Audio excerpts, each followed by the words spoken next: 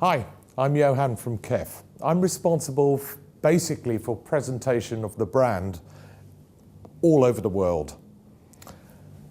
Q Series. Q Series is very important. It is our top seller. It is our core range. It has been so, it's very famous for approximately the last 20 years. Why is it our top seller? It's kind of obvious. Q Series is really affordable. And Q gives a clue to the core technology, UniQ, which to many people is our best known technology. Later on, I want to show a few details of what we've done on our new Q Series drivers.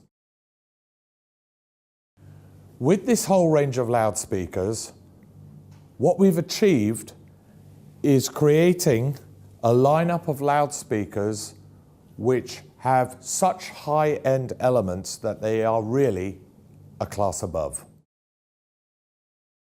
At the heart of the system is, of course, the UniQ array. This is the brand new 5¼ unit, which is used as example here on the Q500 floor stander. We've got some new elements here which are totally amazing. Let's start with the surround to the UniQ. This is a brand new invention by our engineers called Z-Flex. What does that do? Basically, we are asking the cone to travel a long way.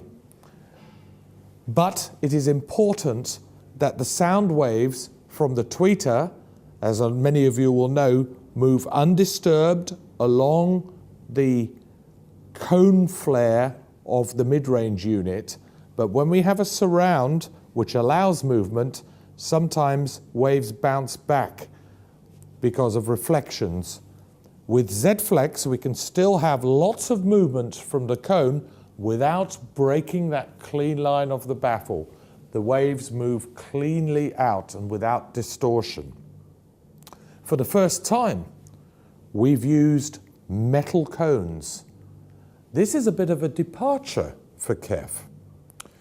Metal, aluminium cones have advantages, but also some disadvantages. We've refrained from using metal cones in the past.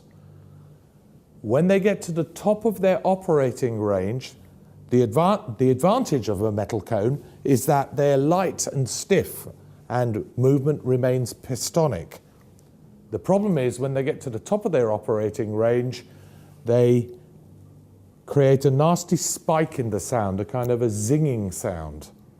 Well, the engineers have even thought of how to get rid of that. At the neck of the voice coil, you can't see it here, there is a tiny little tuned suspension to get rid of that nasty spiking sound. It's that typical attention to detail which you expect from KEF. The whole construction is amazing considering the price. The voice coils are huge. Why? We don't do anything for no reason at all. It's got to have a benefit. Why do we do that? Basically, very powerful magnet, huge voice coil, no compression, no distortion. The sound remains linear. We've introduced high-end elements normally found in loudspeakers many times the price, like look at what I'm doing here. I'm just taking this part off, which reveals the vented tweeter. We've got behind the tweeter, we've got a tube which allows air to move into the tube so we don't get pressure build-up. And from a practical point of view, we've got what we call the tangerine waveguide. Not only is it the obvious, which is a tweeter protector, you can't bash in the tweeter, but it's dual function. There is a reason for this. This shape actually enhances the performance of the treble and aids the dispersion. It's all very, very carefully worked out. Furthermore, since decades, KEF have been known for what we like to call total system design. This is pulling everything together, looking at fine details and pulling everything together to create usable, practical solutions. Some of the details involve, for example, on the floor standers, the stabilizing feet outriggers with the spikes.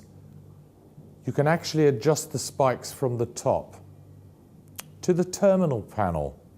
I've got one in my hand here. You can either single or bi-wire the loudspeakers. Normally, we have a wiring link between the two sets of panels.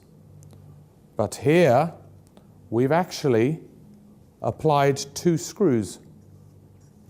If you undo these middle screws, you can bi-wire the loudspeakers. Simply doing them up the opposite way, we make direct contact to the crossover, and we can single wire. Simple and effective. Our biggest Q series floor stander has got an 8-inch uni-Q.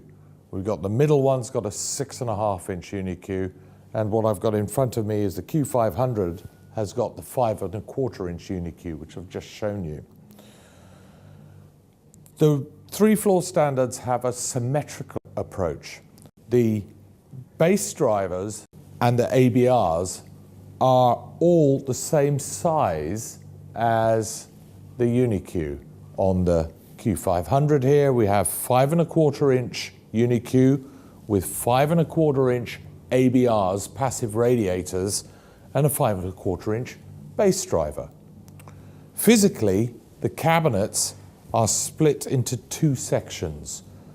The uni-Q is augmented by the ABR, and on the bass section at the bottom, we've got a driven bass driver and an ABR. Why do we use ABRs? To combine the advantages of a closed box for snappy performance and a ported design for deep bass and efficiency. That's part of what we like to call total system design. So, in summary, the Q series, it's a really comprehensive range. There's a lot of models, and there's a reason behind that too. People like different things. Some people like just stereo, others like a multi-channel home theatre system. We've got models like the 800DS, which is a specialist dipole surround. We've got 2 center channels.